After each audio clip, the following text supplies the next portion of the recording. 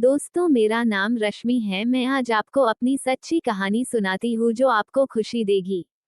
मैंने अपने देवर जी का जब इतना लंबा वाला देखा तो मेरे अंदर से पानी का फव्वारा छूट गया।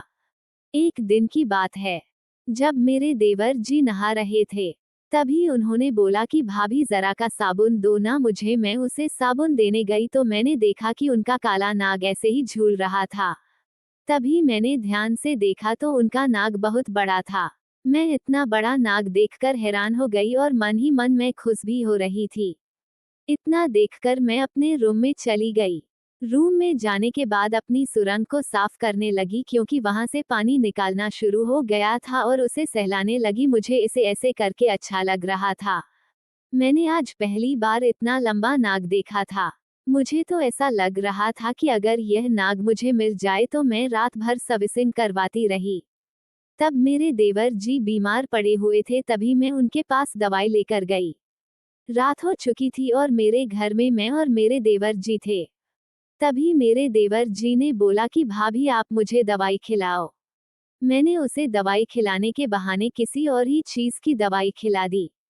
तभी कुछ देर बाद उनका नाग खड़ा हो गया। मैं उनके बगल में ही थी। तभी उन्होंने कहा कि भाभी मुझे आपने किस चीज की दवाई खिलाई है। मैं बोली कि जो डॉक्टर ने लिखा है उसी चीज का दवाई खिलाई। तभी वह बोला कि भाभी जी आप बाहर जाए। मैं बोली क्यों बाहर जाओ। वह कहने लगा मुझे अब बर्दाश्त नहीं हो पा रहा है। भाभी जी मेरा हो गया है। तभी मैं बोली थी मैं यही तो चाहती थी कि कभी ना कभी मैं आपके नाथ जी के दर्शन करूं। वह बोला ठीक है भाभी जी, तो अब आप आज दर्शन ही कर ली थी क्योंकि मुझे लग रहा है कि मेरा नाग आपको बहुत ही ज्यादा पसंद है। मैं बोली हाँ देवर जी, आपका मुझे बहुत ही ज्यादा पसंद है क्योंकि आपका बहुत ही लंबा है ना, इसलिए। वह बोला लंबा तो है भाभी, लेकिन बहुत ही ज्यादा दर्द भी होता भी है। आपका बैलेंस है, क्या आप इसका वजन सह लोगी जी। मैं बोली देवर जी इसका वजन में सहूंगी। वह बोला ठीक है, फिर चालू करते हैं काम को। तभी देवर जी ने मेरी सुरंग में डालना शुरू किया तो मैं कहने लगी कि जरा आराम से ही करना। कभी मेरे अंदर मात्र 2 इंच का ही था कि तभी मैं चिल्लाने लगी। मैं बोली कि देवर जी थोड़ा सा सरसों का तेल लगा लो क्योंकि मुझे बहुत दर्द हो रहा है। आपका ऐसी नहीं जाएगा। वह बोला ठीक है भाभी मैं तेल लगा लेता हूँ। तभी उन्होंने तेल लगाकर डाला तो एक ही बार में उनका पूरा नाग मेरी सुरंग में अंदर तक चला गया। तभी मुझे दर्द हुआ। मैंने तुरंत उनका नाग अपने हाथों से निकालकर बाहर कर दिया। तभी वह बोला कि भाभी अपने बाहर क्यों निकाला दिया।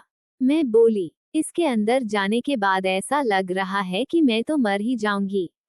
वह बोला अभी थोड़ी देर पहले तो आप बेचैन थी इसे खाने के लिए, लेकिन अब आपकी चीखें निकलने लगी है।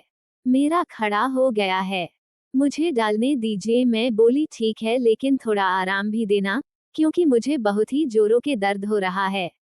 देवर बोला अभी तो एक ही बार आपकी सुरंग में अंदर गया है ना, जब बार बार जाए तो आपको भी मजा आने लगेगा क्योंकि आपकी तुरंत खातेदारी हो जाएगी और आपकी सुरंग बहुत ही छोटा है, इसलिए आपको दिक्कत हो रही है। हाँ देवर जी, आपने यह बात सही कही है। भाभी आपकी सर्विसिंग करते टाइम मुझे ऐसा लगता है कि मैं किसी छोटी मशीन की सर्विस कर रहा हूँ। मैं बोली मेरी मशीन का इंजन तो अभी बहुत ही छोटा है, लेकिन आपके भैया इसमें भी हार जाते हैं। क्या बोलते हैं, क्या मुझसे नहीं हो पा रहा है। फिर मैंने भी सोच रखा था कि किसी और से ही अपनी सुरंग की बोरिंग करवाऊंगी, लेकिन जब मैंने आपका नाग देखा तो मैंने सोचा कि मैं आपसे ही बोरिंग करवाऊंगी और मेरे देवर जी हंसते हुए बोरिंग करने लगे और मुझे भी मजा आने लगा। तो दोस्तों, ये कहानी आपको कैसी लगी कमेंट करके जरूर बताएं। अगर आपको ये कहानी पसंद आई हो तो लाइक करें और हमारे चैनल को सब्सक्राइब करें।